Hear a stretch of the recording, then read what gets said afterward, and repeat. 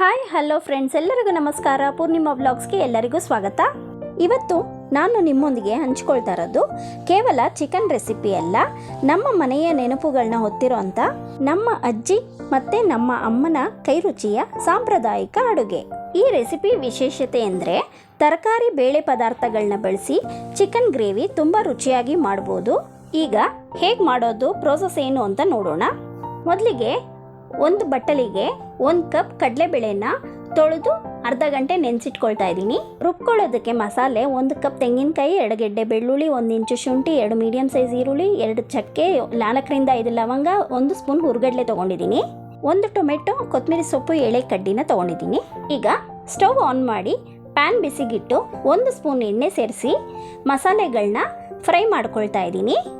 ಲವಂಗ, ಶುಂಠಿ, ಬೆಳ್ಳುಳ್ಳಿ, ಈರುಳ್ಳಿ ಎಲ್ಲ ಹಾಕಿ ಚೆನ್ನಾಗಿ ಹುರಿಬೇಕು. ಈಗ ತೆಂಗಿನಕಾಯಿ, ಹುರ್ಗಡ್ಲೆ ಹಾಕಿ ಸ್ವಲ್ಪ ಬಿಸಿ ಮಾಡಿಕೊಂಡು ಟೊಮೆಟೊ, ಕೊತ್ತಂಬರಿ ಸೊಪ್ಪು, ಎಳೆ ಕಡ್ಡಿನ ಸೇರಿಸ್ಕೊಳ್ತಾ ಇದ್ದೀನಿ. ಸ್ವಲ್ಪ ಬಿಸಿ ಮಾಡಿ ಮಿಕ್ಸಿ ಜಾರಿಗೆ ಸೇರಿಸಿ 2 ಸ್ಪೂನು ಧನಿಯಾ ಪುಡಿ ಸೇರಿಸ್ಕೊಳ್ತಾ ಇದ್ದೀನಿ, 2 ಸ್ಪೂನ್ ಅಚ್ಚ ಖಾರದ ಪುಡಿ ಸೇರಿಸ್ಕೊಳ್ತಾ ಇದ್ದೀನಿ. ನೀರು ಸೇರಿಸಿ ಫೈನ್ ಪೇಸ್ಟ್ ಮಾಡ್ಕೊಳ್ಬೇಕು. 2 ಬದನೆಕಾಯಿ, 2 ಆಲೂಗಡ್ಡೆನ ಸಣ್ಣದಾಗಿ ಹೆಚ್ಕೊಂಡು ವಾಶ್ ಮಾಡಿ ಇಟ್ಕೊಂಡಿದ್ದೀನಿ.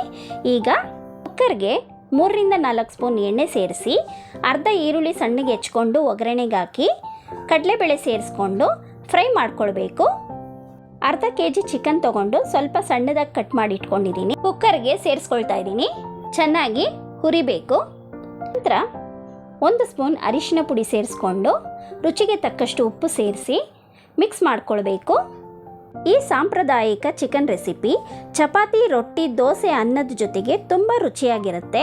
ಈಗ ರುಬ್ಬಿರೋಂಥ ಮಸಾಲೆ ಸೇರಿಸಿ ಎಲ್ಲನೂ ಹೊಂದ್ಕೊಳ್ಳೋ ಹಾಗೆ ಮಿಕ್ಸ್ ಮಾಡ್ಕೊಳ್ಬೇಕು. ಮಸಾಲೆ ಒಂದು ಕುದಿ ಬಂದ ನಂತರ ಆಲೂಗಡ್ಡೆನೆ ಸೇರಿಸಿ ಮಿಕ್ಸ್ ಮಾಡ್ಕೊಳ್ಬೇಕು.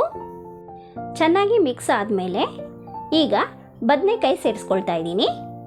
ತರಕಾರಿಗಳೆಲ್ಲ ಹೊಂದ್ಕೊಂಡ್ಮೇಲೆ ಈಗ ನಮಗೆ ಗ್ರೇವಿ ಹದ ಎಷ್ಟು ಬೇಕೋ ಅಷ್ಟು ನೀರು ಸೇರಿಸಿ ಮಿಕ್ಸ್ ಮಾಡಿ ಕುಕ್ಕರ್ ಲಿಡ್ ಕ್ಲೋಸ್ ಮಾಡಿ 3 ವಿಷಲ್ ಕೂಗಿಸ್ಕೊಳ್ತಾ ಇದ್ದೀನಿ.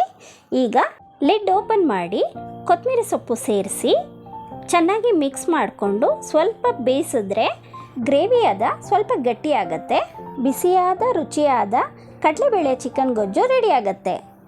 ಇದಕ್ಕೆ ಅಕ್ಕಿ ರೊಟ್ಟಿ ಸೂಪರ್ ಕಾಂಬಿನೇಷನ್. ಈ ವಿಡಿಯೋ ನಿಮ್ಗೆ ಇಷ್ಟ ಆಗಿದ್ರೆ ಲೈಕ್ ಮಾಡಿ, ಶೇರ್ ಮಾಡಿ, ಹೇಗೆ ಬಂತು ಅಂತ ಕಮೆಂಟ್ ಮಾಡಿ ತಿಳಿಸಿ.